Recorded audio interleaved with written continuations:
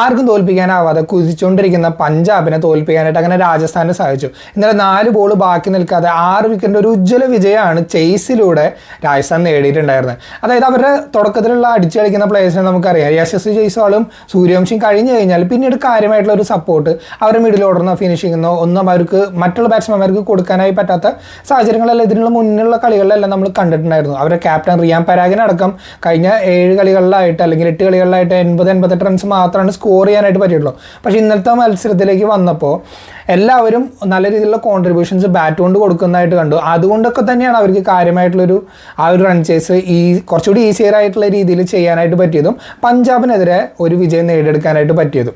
ഈ കളിയിലും ആദ്യം തന്നെ എടുത്തു പറയേണ്ട പേര് സൂര്യവംശിയുടെ തന്നെയാണ്. ആ തുടക്കത്തിലുള്ള ഒരു പുഷ് ബാക്ക് പഞ്ചാബിന് കിട്ടിയത് സൂര്യവംശിയുടെ ബാറ്റിങ്ങിൽ തന്നെയായിരുന്നു. റൺ ചേസ് സ്റ്റാർട്ട് ചെയ്തപ്പോൾ തന്നെ ആദ്യത്തെ 6 ഓവറിൽ 84 റൺസ് എടുക്കാനായിട്ട്, അതായത് ആ പവർ പ്ലേയിൽ 84 റൺസ് എടുക്കാനായിട്ട് രാജസ്ഥാന് സാധിച്ചിരുന്നു. അതിൽ ഏറ്റവും നല്ല കോൺട്രിബ്യൂഷൻ നടത്തിയിട്ടുണ്ടായിരുന്നതും സൂര്യവംശി തന്നെയായിരുന്നു. 16 ബോളിൽ 5 സിക്സുകൾ അടക്കം 43 റൺസാണ് താൻ പുറത്താവുന്നതിന് മുന്നേ സൂര്യവംശി എടുത്തിട്ടുണ്ടായിരുന്നത്.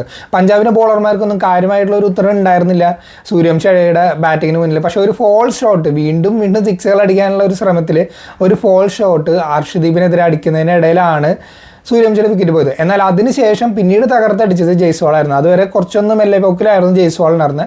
സൂര്യവംശിയുടെ വിക്കറ്റ് പോയതിനു ശേഷം നല്ല രീതിയിൽ അടിച്ച് കളിച്ചിട്ട് സ്കോർ ബോർഡ് ഉയർത്താനായിട്ട് ജയ്സ്വാളിന് പറ്റുന്നുണ്ടായി. പക്ഷേ ജുറൽ ഇന്നലെ കുറച്ചൊന്ന് നിറമങ്ങി കളിക്കുന്നതാണ് കണ്ടത്. അദ്ദേഹത്തിന് കാര്യമായിട്ട് മുന്നിലുള്ള കളികളിലെല്ലാം ആങ്കർ ചെയ്ത് കളിക്കുന്ന പോലുള്ള പ്രകടനം ഇന്ന് പുറത്തെടുക്കാനായിട്ട് പറ്റിയില്ല. വളരെ മോശം ഒരു സ്ട്രൈക്ക് റേറ്റിൽ 20 ബോളിൽ 16 റൺസ് എടുത്തിട്ടാണ് ജുറലിൻ്റെ വിക്കറ്റ് പോയത്. പക്ഷേ അതിനുശേഷം വന്നിട്ടുണ്ടായിരുന്ന ഡൊണോവൻ ഫെരേരയാണെന്നുണ്ടെങ്കിലും ക്യാപ്റ്റൻ റിയാൻ പരാഗ് ആണെന്നുണ്ടെങ്കിലും സ്കോർ ബോർഡ് ഉയർത്താനായിട്ടും ആ ഒരു ചേസിൽ, ആ റൺ ചേസിൽ എപ്പോഴും 10 എബോവ് ആയിട്ട് അവർ റൺ റേറ്റ് കീപ്പ് ചെയ്യാനായിട്ട് അവർക്ക് പറ്റിയിട്ടുണ്ട്. അതായത് ആ പവർ പ്ലേക്ക് ശേഷം ജുറലിൻ്റെ മെല്ലെ പോക്ക് കാരണം അവർ റൺ റേറ്റിലൊന്ന് കുറച്ച് കുറവ് വന്നിട്ടുണ്ടായിരുന്നു. കറണ്ട് റൺ റേറ്റിൽ, അതായത് റിക്വയർഡ് റൺ റേറ്റ് കൂടുതലായിട്ടാണ് വരുന്നുണ്ടായിരുന്നത്. പക്ഷേ പിന്നീട് റിയാൻ പരാഗിൻ്റെ ആ ഒരു ക്യാമിയോ ഇന്നിങ്സിൽ 15 ബോളിൽ 29 റൺസ് എടുക്കുന്നുണ്ട്. അതുപോലെ തന്നെ ഡൊണോവൻ ഫെരേരയും തകർത്തടിക്കുന്നുണ്ട്. അപ്പോൾ ഇങ്ങനെ ഇവർ രണ്ടുപേരും കൂടി വന്നപ്പോൾ ആ സ്കോർ ബോർഡിൽ റൺസ് കൂടിക്കൊണ്ടിരുന്നു. അതുപോലെ തന്നെ അവർക്ക് ആ റിക്വയർഡ് റൺ റേറ്റ് കുറച്ച് കൊണ്ടുവരാനായിട്ടും പറ്റി. അങ്ങനെ ലാസ്റ്റ് 3 ഓവറിൽ അവർക്ക് 35 റൺസ് മാത്രമേ വിജയിക്കാനായിട്ടുണ്ടായിരുന്നുള്ളൂ. ഇമ്പാക്ട് പ്ലെയർ ആയിട്ട് ഇറങ്ങിയിട്ടുണ്ടായിരുന്ന ശുഭം ഡുബയും നല്ല രീതിയിലുള്ള ഒരു കോൺട്രിബ്യൂഷൻ ഒരിടത്തുനിന്ന് കൊടുത്തപ്പോൾ അവർക്ക് കുറെ കൂടി ഈസിയർ ആയിട്ട് ആ ഒരു ടാർഗറ്റ് ചേസ് ചെയ്യാനായിട്ട് പറ്റി. ഡൊണോവൻ ഫെരേര ആണെങ്കിൽ നല്ല രീതിയിൽ ഇന്നലെ ബോളുകൾ മിഡിൽ ചെയ്യുന്നുണ്ടായിരുന്നു. ആ ഒരു ഫിനിഷിംഗ് ടച്ച് കാര്യമായിട്ട് കൊടുക്കാനായാലും ഒരു പ്രഷർ സിറ്റുവേഷനിൽ 6കളും 4കളും കണ്ടെത്തിയിട്ട് ടീമിനെ ജയിപ്പിക്കാനായാലും ഡൊണോവൻ ഫെരേരയ്ക്ക് സാധിച്ചു. ടോസ് നഷ്ടപ്പെട്ടിട്ട് ആദ്യം ബാറ്റിങ്ങിന് ഇറങ്ങിയിട്ടുണ്ടായിരുന്ന പഞ്ചാബായിരുന്നു. നമുക്കറിയാം പഞ്ചാബിന്റെ ഓപ്പണർമാരെന്ന് അവരെന്താണ് എക്സ്പെക്ട് ചെയ്യുന്നത്, അത് എന്താണോ വേണ്ടത് അതുപോലെ തന്നെയാണ് പ്രിയാൻഷ് ആര്യയും പ്രഭ്സിമ്രനും തുടങ്ങിയിട്ടുണ്ടായിരുന്നത്. പ്രിയാൻഷ് തുടക്കത്തിൽ നല്ല രീതിയിൽ അടിച്ചു കളിക്കുന്നുണ്ട്. ആർച്ചർക്ക് കുറച്ച് ചാൻസസ് ക്രിയേറ്റ് ചെയ്യാനായിട്ട് പറ്റിയെങ്കിലും കാര്യമായിട്ടുള്ള ഒരു ഫീൽഡ് പ്ലേസ്മെന്റ് അല്ലെങ്കിൽ ഫീൽഡർമാർക്ക് ക്യാച്ച് എടുക്കാൻ പറ്റാത്തതോ ആർച്ചറിനെ ഒരു വിക്കറ്റ് നിഷേധിച്ചിട്ടുണ്ടായിരുന്നു. പക്ഷെ പിന്നീട് ആ ആർച്ചർ തന്നെയാണ് പ്രിയാൻഷ് ആര്യയുടെ വിക്കറ്റ് എടുത്തത്. അപ്പോൾ തന്റെ വിക്കറ്റ് പോകുന്നതിന് മുന്നേ തന്നെ 29 റൺസ് സ്കോർ ബോർഡിൽ കൂട്ടിച്ചേർക്കാനായിട്ട് പ്രിയാൻഷിന് പറ്റിയിട്ടുണ്ടായിരുന്നു. പ്രഭ്സിമ്രനും തുടക്കത്തിൽ കാര്യമായിട്ട് ടൈമിംഗ് കണ്ടെത്താനായിട്ട് ബുദ്ധിമുട്ടുന്ന ഒരു കാഴ്ചയാണ് നമ്മളുണ്ട്. കൂപ്പർ ബണോളി ഒരു സൈഡിൽ നിന്ന് അടിക്കുമ്പോഴും പ്രഭ്സിമ്രൻ കുറച്ചൊന്ന് ബുദ്ധിമുട്ടുണ്ടായിരുന്നു. പിന്നീട് അദ്ദേഹം പോട്ടെ എന്ന് വെച്ചിട്ട് അടിച്ചു കളിക്കുന്നതായിട്ട് കണ്ടു. അങ്ങനെ ഈ രണ്ടുപേരും കൂടിയിട്ട് സ്കോർ ബോർഡ് ഒന്ന് അത്യാവശ്യം നല്ല രീതിയിൽ ഉയർത്തിക്കൊണ്ട് വന്നു. അതിനുശേഷം കൂപ്പർ കൊണോളിയുടെ വിക്കറ്റ് നഷ്ടമാവുന്ന കണ്ടു. 18-കാരനായിട്ടുള്ള യശ്രാജ് പുഞ്ചയ്ക്കാണ് കൂപ്പർ കൊണോളിയുടെ വിക്കറ്റ് എടുക്കാനായിട്ട് പറ്റിയത്. പുഞ്ച നല്ല രീതിയിൽ ബോൾ ചെയ്തിട്ടുണ്ടായിരുന്നു. 2 വിക്കറ്റോളം ഈ കളിയിൽ എടുക്കാനായിട്ട് യശ്രാജ് പുഞ്ചയ്ക്ക് പറ്റിയിട്ടുണ്ടായിരുന്നു. പിന്നീട് പ്രഭ്സിമ്രനെ പുറത്താക്കിയതും യശ്രാജ് പുഞ്ചയുടെ ഓവറിൽ വെച്ച് തന്നെയാണ്. പക്ഷെ അതിനുശേഷം വന്ന ക്യാപ്റ്റൻ ശ്രേയസ് അയ്യറിന് പതിവ് പോലെ അടിച്ചു കളിക്കാനായിട്ട് പറ്റിയില്ല. ഈ ഒരു കളിയിൽ 27 ബോളിൽ 30 റൺസ് മാത്രമാണ് ശ്രേയസിന് കൂട്ടിച്ചേർക്കാനായിട്ട് പറ്റുള്ളൂ. അതിലാകെ ഒരു 4ഉം ഒരു 6ഉം മാത്രമേ ഉണ്ടായിരുന്നുള്ളൂ. സ്റ്റോയിനിസ് മികച്ച രീതിയിൽ അടിച്ചു കളിച്ചുകൊണ്ട് മാത്രമാണ് അവർക്ക് ആ ഒരു നല്ല സ്കോറിലേക്ക് എത്തിയത്.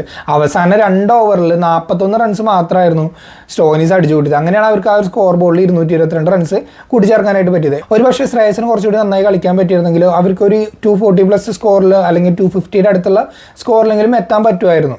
എന്നിരുന്നാലും മറുപടി ബാറ്റിങ്ങിൽ മികച്ചൊരു റൺ ചേസിലൂടെ ഡൊണോവൻ ഫെരേര തകർത്തടിച്ചിട്ട് ഒരു സൈഡിൽ നിന്ന് 50 അടിച്ചിട്ടും അതുപോലെ തന്നെ ജയ്സ്വാളും 50 അടിച്ചിട്ടുണ്ടായിരുന്നു. പക്ഷേ അവസാന ഫിനിഷിംഗ് ടച്ച് കൊടുത്തതും ഫീൽഡിങ്ങിൽ നല്ല പ്രകടനമൊക്കെ കാരണം ഡൊണോവൻ ഫെരേരയ്ക്കാണ് പ്ലെയർ ഓഫ് ദ മാച്ച് കിട്ടിയിട്ടുണ്ടായിരുന്നത്. രാജസ്ഥാൻ അങ്ങനെ അവരുടെ ആ ഒരു എന്താ പറയുക തോൽവി ജയം എന്നുള്ള ഒരു സ്ട്രീക്ക് മുറിക്കാനായിട്ട് നല്ലൊരു വിജയമാണ് പഞ്ചാബിനെതിരെ നേടിയിട്ടുള്ളത്. അവർക്ക് ഇപ്പോൾ 12 പോയിന്റാണ് ടേബിളിലുള്ളത്. അവർക്ക് ആ ഒരു ടോപ്പ് 4 സെക്യൂറായിട്ട് ഇരിക്കണം എന്നുണ്ടെങ്കിൽ ഇനി ഒരു 2 വിജയം കൂടി മിനിമം നേടേണ്ട കാര്യമുണ്ട്.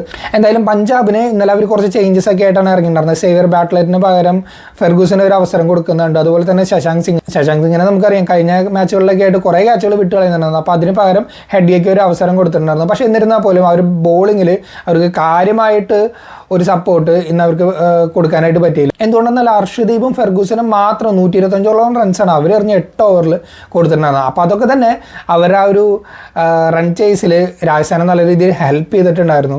ഇതുപോലെ ഇവർ റണ്ണ് വിട്ടു കൊടുക്കുന്നത് അർഷദീപിൻ്റെ ഭാഗത്തു നിന്നുള്ള പ്രകടനം കുറേ കൂടി ഇമ്പ്രൂവ് ചെയ്യേണ്ടതാണ്. അടുത്ത മത്സരത്തിലെങ്കിലും വരുമ്പോൾ അത് ഇമ്പ്രൂവ് ചെയ്യാനായിട്ട് തന്നെയായിരിക്കും പഞ്ചാബും ശ്രമിക്കുന്നുണ്ടാവുക. ഇത്രയൊക്കെ ഈ ഒരു വീഡിയോയിൽ നിങ്ങൾക്ക് വീഡിയോ ഇഷ്ടമായെങ്കിൽ ലൈക്ക് ചെയ്യുക, നിങ്ങളുടെ അഭിപ്രായങ്ങളൊന്ന് കമൻറ്റ് ആയിട്ട് അറിയിക്കുക.